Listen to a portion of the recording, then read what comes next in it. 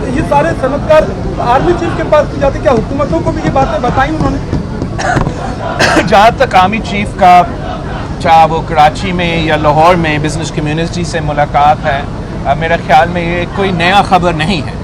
पिछले दो तीन जो आर्मी चीफ्स बने उससे पहले भी शायद ऐसे ही चलता रहा है कि जो हमारा इंडस्ट्रियलिस्ट है, हमारा जो बिज़नेस कम्युनिटी है, वो ना सिर्फ आर्मी चीफ से जैसे आप कह रहे हो, मगर हम सियासतदान से भी, ब्यूरोक्रेट से तक भी, जज तक भी उनका पहुंच तो है।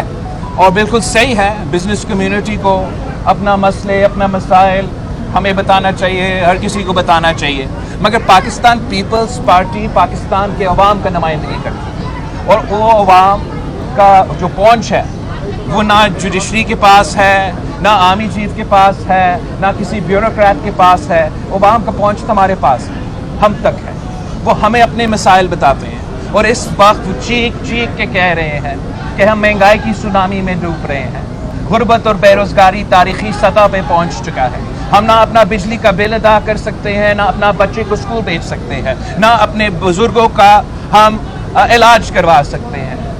पाकिस्तान के अवाम का मुतालबा है कि हमें इन मसाइल से निकाला जाए और पाकिस्तान पीपल्स पार्टी के पास वो मंशूर है, पाकिस्तान पीपल्स पार्टी के साथ वो नज़रिया है और पाकिस्तान पीपल्स पार्टी के पास वो ट्रैक रिकॉर्ड है कि हमने हर बार जब भी पाकिस्तान के अवाम ने हमें मौका दिया, हमने अवाम की खिदमत की है, हमने गरीबों की खिदमत की है, हमने पसमानदा तबकात की खिदमत की है। और मैंने पिछले 16 महीनों के लिए बतौर आपकी वजह से, इस मुल्क की वजह से, मुल्क का सबसे कम तरीन उम्र का वज़ीर ख़ारजा रहा हूँ। मैंने पूरी दुनिया देखा है, मैंने ये भी देखा है कि पाकिस्तान में कितना पोटेंशल है और अगर आप कोशिश करें कितना काम किया जा सकता है। तो हम चाहते हैं कि हम पाकिस्तान के अवाम का खिदमत करें, कि हम पाकिस्तान के अवाम को इन मसाइल से निकालें। उनका शिकायत, बिजनेस कम्युनिटी का जहाँ तक शिकायत है वो हर जगह पहुँचे, मगर हम अवाम का नुमाइंदगी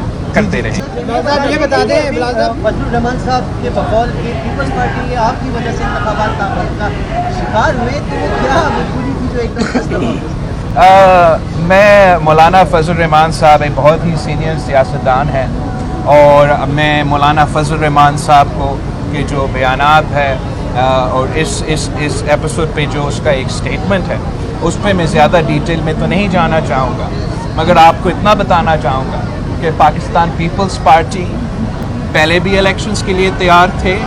पाकिस्तान पीपल्स पार्टी मई 14 पे इलेक्शंस करने के लिए तैयार थे और पाकिस्तान पीपल्स पार्टी 60 डेज़ में इलेक्शंस करवाने के लिए तैयार थे और 90 दिन आइन के मुताबिक इलेक्शंस करवाने के लिए तैयार है।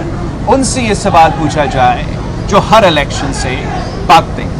रावल साहब ये बता दें, अभी तक जो है वो इलेक्शन कमीशन ने इंतखाबात का शेड्यूल अनाउंस नहीं किया, पीपल्स पार्टी का क्या मौक़िफ़ है इस पर? और दूसरा, आम इंतखाबात ये अभी मौजूदा हालात में पीडीएम का क्या मुस्तक़बिल है? जहाँ तक इलेक्शन कमीशन का सवाल है, पाकिस्तान का मौजूदा इलेक्शन कमीशन ने अपना पिछला 4 साल की कारकर्दगी से अपना जो एक स्टैंडर्ड है, एक क्रेडिबिलिटी है पाकिस्तान के अवाम के सामने, उन्होंने वो तो साबित कर लिया।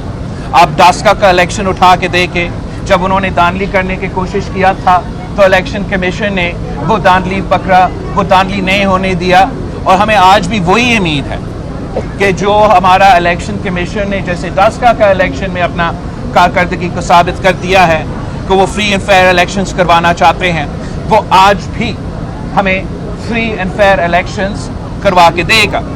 हमारा एक पाकिस्तान पीपल्स पार्टी का और इलेक्शन कमीशन का और पाकिस्तान डेमोक्रेटिक मूवमेंट का आइन के मुताबिक जो हमारा इंटरप्रिटेशंस हैं उसमें एक फ़र्क है, एक इख्तिलाफ राय है। पाकिस्तान पीपल्स पार्टी के ख्याल में आइन के मुताबिक इलेक्शंस को 90 दिन में होने चाहिए, दूसरी जमातों के और इलेक्शन कमीशन के मुताबिक इलेक्शंस जो है वो डिलिमिनेशंस के बाद होना चाहिए। पाकिस्तान पीपल्स पार्टी ने इलेक्शन कमीशन से इंगेज किया। हमारा इंगेज करने के बाद हमने ये नोट किया और अप्रिशिएट किया कि इलेक्शन कमीशन ने वो जो डेट्स लिमिटेशंस के थे वो आगे लेके आए हैं और ये एक मेरा ख्याल में एक मुनासिब इशारा था कि इलेक्शंस तो वो भी ज़्यादा जल्दी करवाना चाहते हैं। مگر آج بھی پاکستان پیپلز پارٹی کا یہ خیال ہے کہ الیکشن کمیشن کو الیکشن ڈیٹ اناؤنس کرنا چاہیے, الیکشن سکیجول اناؤنس کرنا چاہیے, ورنہ جس طریقے سے الیکشن کمیشن وہ اختیار استعمال کر رہے ہیں جو ان کے پاس ہے نہیں جب تک الیکشن سکیجول اعلان کیا جائے. اور الیکشن کمیشن کو یہ بھی دیکھنا چاہیے کہ ملک میں ایک دوگلا پالیسی کیوں چل رہا ہے. الیکشن کمیشن کا جو بھی رولز ہے, جو بھی پابندیاں ہیں, اگر وہ سندھ پہ لاگو ہے تو پھر وہ وفاق, پنجاب اور کے پی اور بلوچستان پہ بھی لاگو ہے. یہ تو بڑا عجیب بات ہے کہ وہ الیکشن جس کا الیکشن سکیجول آپ نے آج تک اعلان نہیں کیا, اس صاف و شفاف الیکشنز کروانے کے لیے آپ سندھ میں جو افسران ہیں, اچھے ہیں برے ہیں, میں اس پہ نہیں جاتے. سارے آفیسرز میرے خیال میں قابل آفیسرز ہیں, جہاں بھی وہ پوسٹڈ ہے وہ اچھے کام کریں گے. مگر بات یہ ہے کہ جب تک آپ نے الیکشن سکیجول اعلان نہیں کیا, آپ کے پاس اختیار نہیں ہے کہ آپ آفیسرز کو شفٹ کروا سکتے ہیں. یہ جو آپ نے غیر آئینی, الیکشن کمیشن نے جو غیر آئینی غیر قانونی ہدایت دیا ہے کہ ڈیولپمنٹ فنڈز کو روکا جائے, وہ بھی صرف کیوں ایک صوبہ میں. وفاقی حکومت نیا سکیمز اعلان کر رہے ہیں, نیا پروگرامز اعلان کر رہے ہیں جو ان کا اختیار میں نہیں. آپ کو ان کو روکنا چاہیے جو آن گوئنگ سکیمز ہیں. اور خاص طور پہ میں اس بات کا مذمت کرتا ہوں کہ جو ہمارے سیلاب متاثرین کے لیے کام چل رہا تھا اس کو بھی روکا گیا ہے. اور یہ میں مطالبہ کرتا ہوں الیکشن کمیشن سے کہ جو آپ نے پابندیاں لگائے ہیں وہ آپ اٹھائیں, جو آپ نے سیلاب کے کام روکا ہے وہ آپ پھر سے شروع کروا دیں. جو آن گوئنگ سکیمز ہیں جو پہلے سے شروع ہوئے تھے یا جو بجٹ میں موجود ہے وہ چلتے رہیں گے جب تک آپ الیکشن سکیجول اعلان نہیں کرتے ہیں.